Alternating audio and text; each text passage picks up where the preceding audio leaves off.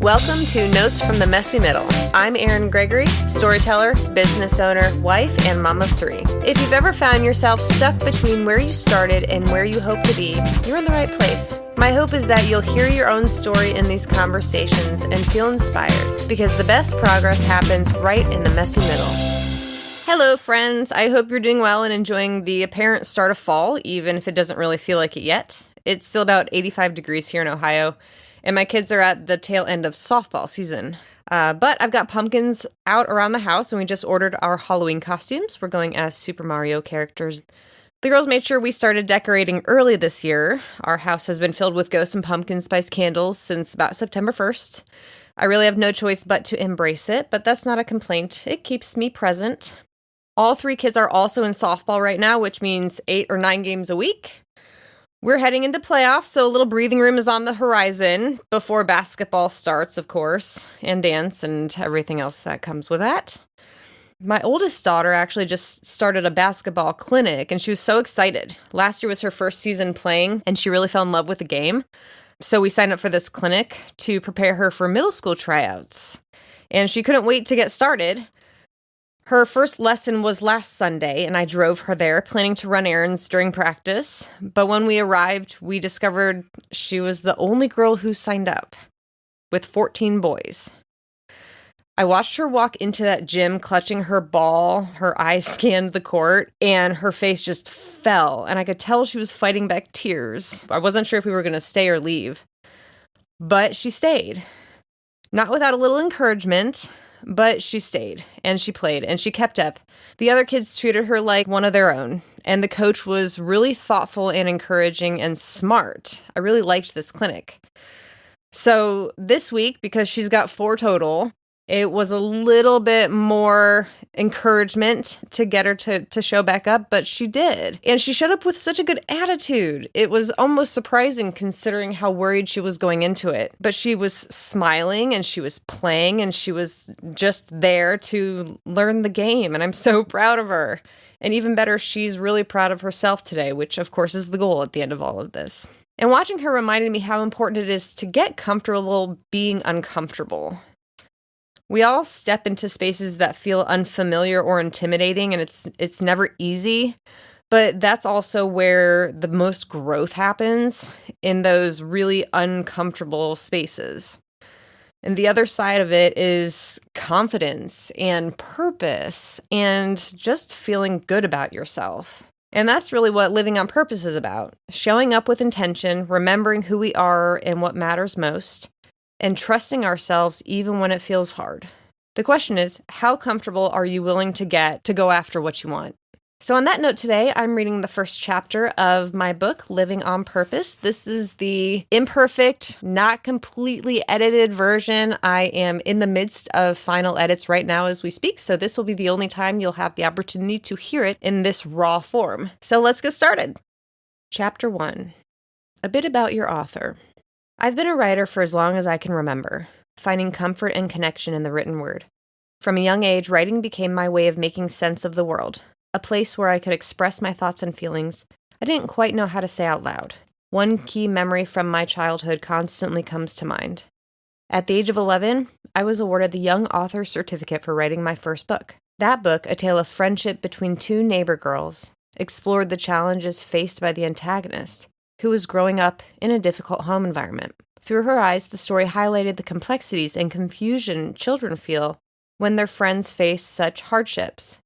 Writing that book allowed me to explore those emotions and give voice to the struggles children experience from my own youthful perspective. Writing has always been therapeutic for me, allowing room for clarity and processing. Even then, I didn't fully understand that what I was doing was more than storytelling. It was releasing emotion. I didn't always have the words to express what I felt out loud, but writing gave me a way in. It was how I made sense of the world and the people in it, how I explored my empathy and curiosity. The page never judged me. It listened, held space, and helped me articulate what I couldn't yet say. That first story wasn't just a creative competition. It was a signal that I had found a lifelong outlet, a safe place to explore truth, even before I knew how to name it. I've always felt deeply. Call it sensitive, empathetic, or socially aware. I can walk into a room and immediately sense the energy. If someone is sad, anxious, excited to see me, or feeling small, I feel it too. I carry it with me. That part of me has always existed, even as a kid, and writing gave me a way to sort through all of those feelings I absorbed. It helped me breathe when the weight of others' emotions felt too heavy. That sensitivity, though overwhelming at times, has become my greatest gift, and writing has often been my way to manage it. Looking back, I wonder how those words were received by the teachers who reviewed them. Were they concerned about my own situation, or if I was projecting my experiences onto the characters? I grew up in a stable home with 2 loving parents, but still felt the need to share the struggles that other children face. I've always been a fierce advocate for the underdog. Perhaps it's rooted in my own past feelings of inadequacy. Or maybe it's simply that I've never had patience for bullies. My parents ingrained that in me from a young age. Stand up for yourself, be true to yourself, and be prepared to support yourself. As a girl growing up in the 80s and 90s, this was still a growing concept, the idea of female independence. Of course, the women's liberation movement began decades earlier, but the everyday application of that freedom, especially for young girls, was still catching up. We were constantly bombarded with messaging from tween magazines, filled with airbrushed images of pop stars and impossible beauty standards. We were constantly bombarded with messaging from tween magazines, filled with airbrushed images of pop stars and impossible beauty standards. We learned quickly what was considered desirable. Thin bodies, straight hair, poreless skin, perfect teeth. There wasn't a lot of room for wild curls, strong opinions, or body that didn't fit the mold. In many ways, we've come leaps and bounds since then. There's more celebration of differences, more visibility, more permission to be who you are, but we're still working on it. The freedom to show up fully as yourself, to own your imperfections and your power is still something many of us are learning to claim. Either way, I commend that curly-haired girl for her audacity, and I thank her and my parents who supported my every creative whim without question. Their encouragement back then and throughout my life has inevitably led me to where I am today writing this story. Since those formative years, I've spent countless hours contemplating writing a book. I've drafted page after page, only to discard them due to a lack of conviction and fear of judgment. After a dozen attempts, I pushed the yearning to the back of my mind and forced myself to focus on the here and now. Juggling the myriad of obligations that filled my plate, I put the book idea to rest before it even had a chance to begin. I used to envy my younger self for her courage and unabashed ability to put pen to paper without fear of judgment. As a child, I was free.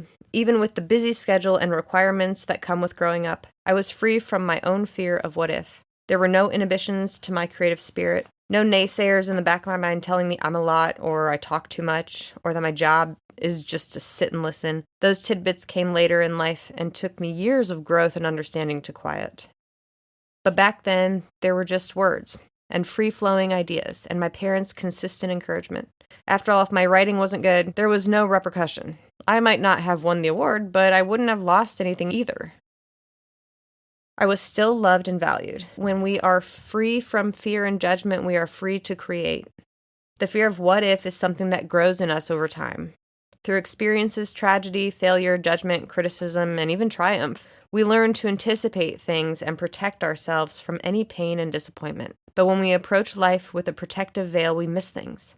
We catch ourselves spinning on the relentless wheel, searching for success, an answer, a resolution, happiness.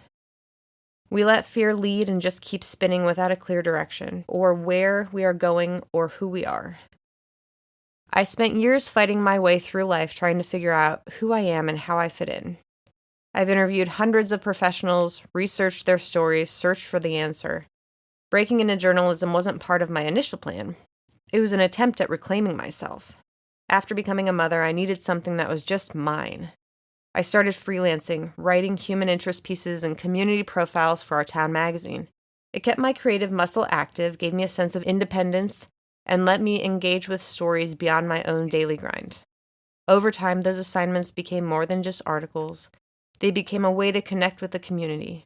Each interview, each conversation reminded me that I still had a voice, that I still had something to say. And then I met a couple who decided to do life differently. Mark and Tiffany Baker weren't just another assignment. They were a wake-up call. Through our interactions, the dormant part of me was awakened. Mark and Tiffany Baker's unfiltered optimism and relentless pursuit of happiness reminded me what this process is all about. Getting back to my core and remembering what I'm capable of, who I want to be for myself, for my daughters, for my family. Who cares about fitting in? I cared about being true to myself, fully and unapologetically, so my daughters would know they could be themselves too. The Bakers sparked something I hadn't felt in years, permission to believe in possibility again. Today, I removed the fear. At 5 a.m., when I turn over in bed after an exhausted night of tossing and turning, followed by a full day of work and family obligations, I didn't worry myself with the what-ifs. What if I'm too tired this afternoon to get my other work done? What if I write a bunch of incoherent babble that nobody will want to read? What if this book isn't any good? Not today. Quiet. Today I give that little girl a hug and thank her for her creativity, confidence, and willingness to be vulnerable. I remind her, just as I do my own daughters, that she has important things to say. It doesn't matter at the end of the day or at the end of this book what you think, reader. And please understand, I don't mean that to be disrespectful. My mission with this book is to produce something that I'm proud of and perhaps brings inspiration to you in your life. I hope that this reminds you as well, reader, that you have important things to say and you deserve to be heard and to go after your dreams. Forget the reasons why not. Remove the fear of judgment. Embrace who you are and where you want to go in life. Run into the future with vigor and enthusiasm and protect your passion with everything you have because it is the light of life. That is what Mark and Tiffany Baker have done for me. They reminded me that I am not only capable of writing a book, but that I in fact should. Thank you for listening to today's conversation. I hope it gave you encouragement for your own messy middle. If you'd like more stories like this, you can find me on Substack and social media at Erin Gregory Creative or visit my website at ErinGregoryCreative.com. Until next time, thanks for joining us in the messy middle.